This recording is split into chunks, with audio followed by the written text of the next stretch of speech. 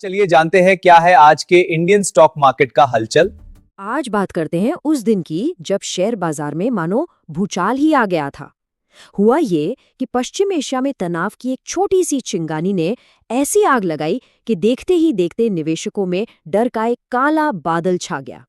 चलिए इस पूरी कहानी को जरा तफसील से समझते हैं। इस नंबर पर गौर कीजिए, 15 लाख करोड़ रुपए। जी हाँ, इतनी बड़ी रकम सिर्फ एक ही दिन में बाजार से साफ हो गई, निवेशकों के जेब से गायब। यह आंकड़ा खुद बताता है कि तबाही का मंजर कितना भयानक था। दिन का माहौल कुछ ऐसा था कि लगा बाजार के ऊपर डर का एक काला बादल छा गया हो। देखिए, ये सिर्फ आंकड़ों का गिरना नहीं था, ये वो डर था जो हर एक निवेशक के दिल और दिमाग पर हावी हो गया था, और इसी डर ने लोगों को अपने शेयर बेचने पर मजबूर कर दिया। सबसे पहले देखते हैं कि उस तूफानी दिन यानी 23 मार्च 2026 को असल में हुआ क्या था। जरा आंकड़ों पर नजर डालते हैं। 1800 पॉइंट से ज्यादा पॉइंट धड़ाम से नीचे गिरा और निफ्टी भी 600 पॉइंट लुढ़ककर पिछले 11 महीनों के सबसे निचले लेवल पर जा पहुंचा। हालत इतनी खराब थी कि चाहे बैंकिंग हो या मिड कैप, कोई भी सेक्टर इस मार से बच नहीं पाया। मतलब बाजार में हर तरफ बस लाल ही लाल था।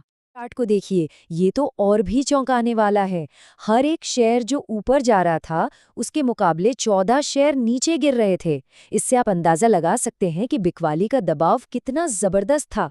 ऐसा लग रहा था जैसे भागने के लिए कोई जगह ही नहीं बची है। तो है कि आखिर इतनी बड़ी तबाही आई क्यों? वो कौन सी वजह थी जिन्होंने बाजार में ये तूफान खड़ा कर दिया?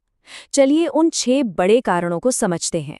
गिरावट किसी एक वजह से नहीं हुई है, बल्कि ये कई चीजों का एक साथ होना था, एक परफेक्ट स्टॉर्म जैसा। एक तो पश्चिम एशिया में टेंशन बढ़ी तो कच्चे तेल के दाम आसमान छूने लगे। इसका सीधा असर हमारे रुपए पर पड़ा, जो डॉलर के मुकाबले रिकॉर्ड निचले स्तर पर आ गया। ऊपर से विदेशी निवेशक भी हजारों करोड़ रुपए निकालकर बाजार से भाग रहे थे, और तो और दुनिया के दूसरे बाजार भी पहले से ही कमजोर चल रहे थे। इन सब के बीच बाजार का जो डर मीटर होता है, जिसे इंडिया विक्स कहते हैं, वो भी 15% उछल गया, जिसने निवेशकों की बची खुची हिम्मत भी तोड़ दी। ये वजहों ने मिलकर बाजार पर एक तरह से चौतरफा हमला बोल दिया। और जैसा हमने देखा, ये गिरावट किसी एक दो सेक्टर तक ही सीमित नहीं थी, इसने पूरे बाजार को अपनी चपेट में ले लिया। रियलिटी सेक्टर 36% तक टूट गया। रेलवे और छोटे आईटी टेलीकॉम शेयरों में 30% से ज्यादा की भारी गिरावट आई। यहां तक कि स्मॉल कैप इंडेक्स भी 21% नीचे आ गया। इससे साफ पता चलता है कि निवेशकों में कितनी घबराहट थी। वो हर तरफ से बस अपना पैसा निकालकर भाग रहे थे। जागता उदाहरण है L&T। जैसे ही मध्य पूर्व में तनाव बढ़ा, जहां कंपनी का एक बड़ा कारोबार है, उसका सीधा असर L&T के शेयर पर दिखा, जो एक ही महीने में 22% तक लुढ़क गया। इस पूरी तबाही के बीच एक हैरानी की बात भी हुई। एक सुपरस्टार उभरा, और वो था पावर ग्रिड। जब पूरा बाजार खून से लथपथ था, तब ये शेयर एक पॉजिटिव रिपोर्ट के दम पर हरे निशान में चमक रहा था। सुनामी का असर सिर्फ शेयर की कीमतों तक ही नहीं रुका, इसके झटके हमारी पूरी अर्थव्यवस्था में महसूस किए जा रहे थे। ये एक दोहरी मार जैसा था। एक तरफ हमारा रुपया कमजोर हो रहा था, और दूसरी तरफ कच्चा तेल, जिसे हम डॉलर में ही खरीदते हैं, वो महंगा हो रहा था। सीधा सीधा मतलब देश का इंपोर्ट बिल बढ़ना और महंगाई का और ऊपर जाना तय था। सरकारी बॉन्ड की यील्ड भी बढ़कर 1 साल के सबसे ऊंचे लेवल पर पहुंच गई। अब आसान भाषा में इसका मतलब ये होता है कि बाजार को डर है कि आरबीआई इस बढ़ती महंगाई को रोकने के लिए ब्याज दरें बढ़ा सकता है, और अगर ऐसा हुआ तो लोन और भी महंगे हो जाएंगे। से हैरान करने वाली बात तो ये थी कि सोना और चांदी जैसे सेफ हेवन यानी सुरक्षित माने जाने वाले निवेश भी इस बार सेफ नहीं थे, वो भी गिर रहे थे। आमतौर पर ऐसे संकट के समय लोग सोने में पैसा लगाते हैं, लेकिन इस बार डर इतना ज्यादा था कि लोग बस सब कुछ बेचकर कैश हाथ में रखना चाहते थे। ऐसे मुश्किल माहौल में सरकार ने भी मोर्चा संभाला।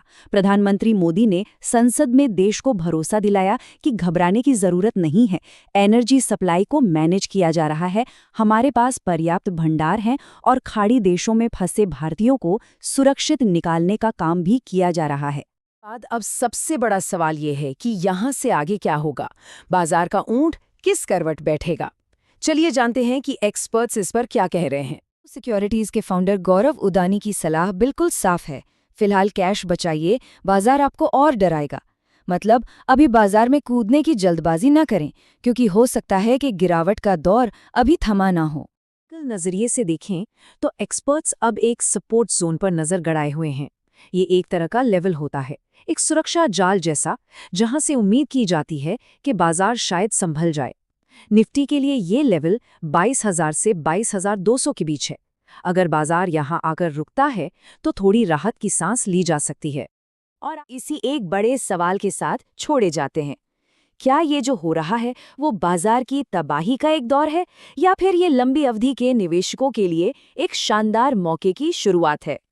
इसका जवाब तो अब आने वाला वक्त ही बताएगा। इंफॉर्मेटिव वीडियोस देखने के लिए हमारे चैनल को अभी सब्सक्राइब करें। शेयर बाजार में निवेश बाजार के जोखिम के अधीन है।